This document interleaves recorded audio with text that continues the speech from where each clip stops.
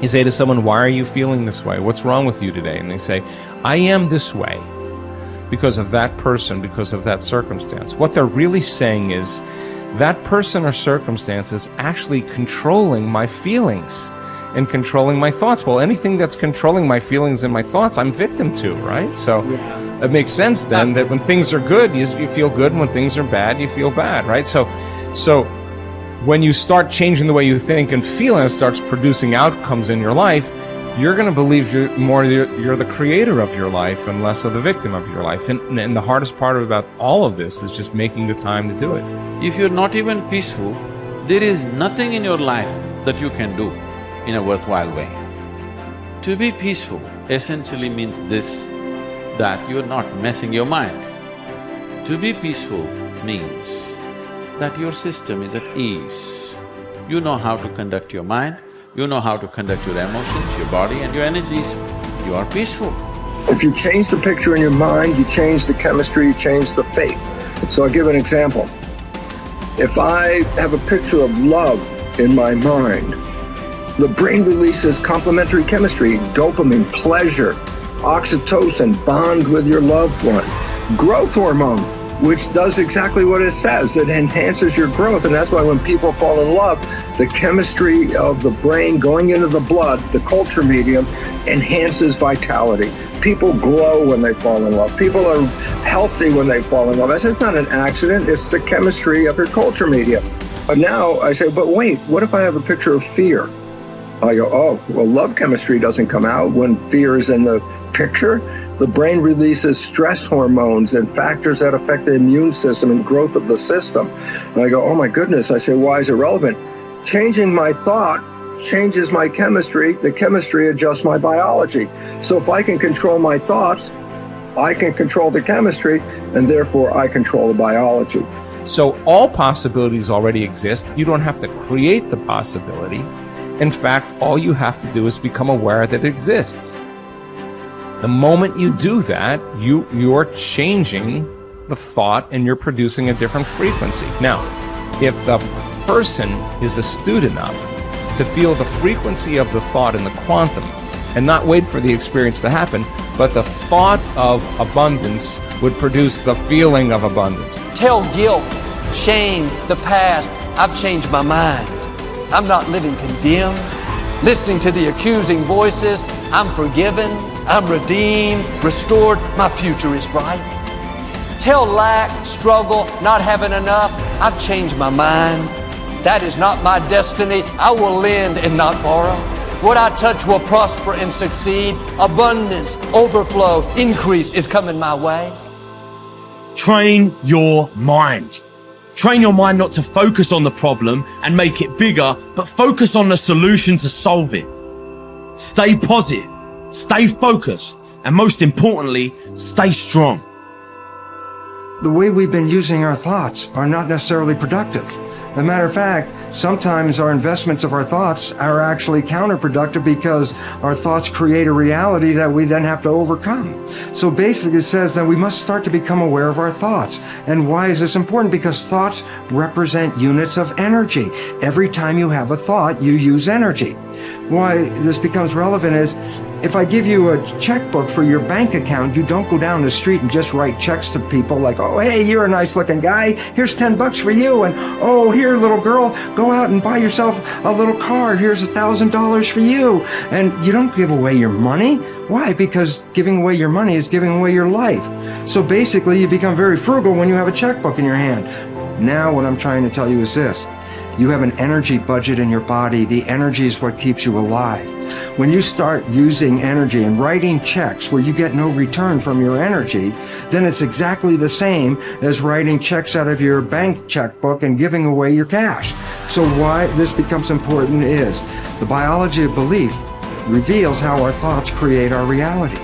And if you start investing in thoughts that are counterproductive, thoughts like fear, or what am I going to do, and how am I going to escape this problem, or how's this going to go wrong, and all these other kinds of thoughts that are negative kinds of thoughts, then realize this. You are actually not just using your energy for having these thoughts, But these thoughts are also what come into your reality. What you focus on with your thoughts, your brain will manifest as reality. James from Harvard said, believe and your belief will create the fact. All things are possible if you believe. Well, you know, I studied for a long time. I started to study this book, Think and Grow Rich. And he talks about belief in here. He says, you're not ready for what you want until you believe you can get it. I found that the only two sources of reference we could go to find out anything about ourselves is science and religion. They all say you've got to believe. So I got figured out, how do you believe? How do you change a belief? Interesting subject, because I'm going to tell you something. Your results are nothing but the manifestation of your belief system.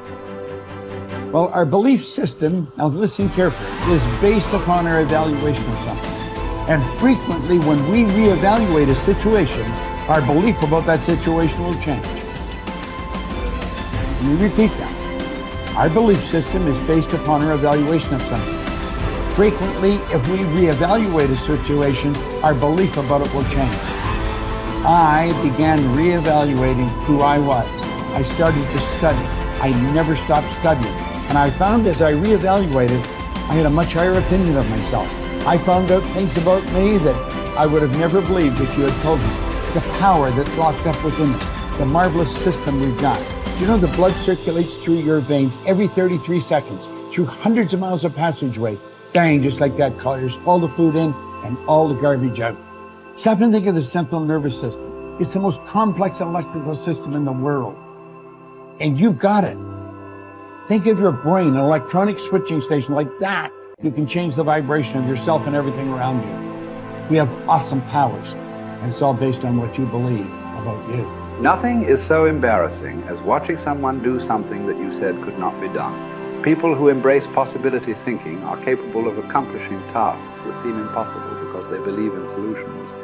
When you believe you can do something difficult and you succeed, many doors open for you. Big thinkers are specialists in creating positive, forward-looking, optimistic pictures in their own minds and in the minds of others. If you embrace possibility thinking, your dreams will go from molehill to mountain size, and because you believe in possibilities, you put yourself in position to achieve them. The winners in life think constantly in terms of I can, I will, and I am. Losers, on the other hand, concentrate their waking thoughts on what they should have done or what they don't do. If you believe you can't do something, then it doesn't matter how hard you try, because you've already lost. If you believe you can do something, you have already won much of the battle. The first step in becoming a possibility thinker is to stop yourself from searching for and dwelling on what's wrong with any given situation. Sports psychologist Bob Rotella recounts, I tell people, if you don't want to get into positive thinking, that's okay. Just eliminate all the negative thoughts from your mind. Whatever's left will be fine. If possibility thinking is new to you, you're going to have to give yourself a lot of coaching to eliminate some of the negative self-talk you may hear in your head. When you automatically start listing all the things that can go wrong or all the reasons something can't be done, stop yourself and say, don't go there. Then ask what's right about this. That will help to get you started. And if negativity is a really big problem for you and pessimistic things come out of your mouth before you've even thought them through, you may need to enlist the aid of a friend or family member to alert you every time you utter negative idea. One of the best ways to cultivate a possibility mindset is to prompt yourself to dream one size bigger than you normally do. Let's face it, most people dream too small. They don't think big enough. Henry Curtis advises, make your plans as fantastic as you like, because 25 years from now they will seem mediocre. Make your plans 10 times as great as you first planned, and 25 years from now you will wonder why you did not make them 50 times as great. If you push yourself to dream more expansively, to imagine your organization one size bigger, to make your goals at least a step beyond what makes you comfortable, you will be forced to grow. And it will set you up to believe in greater possibilities. Most people want their lives to keep improving, yet they value peace and stability at the same time. People often forget that you can't improve and still stay the same. Growth means change. Change requires challenging the status quo. If you want greater possibilities, you can't settle for what you have now. When you become a possibility thinker, you will face many people who will want you to give up your dreams and embrace the status quo. Achievers refuse to accept the status quo.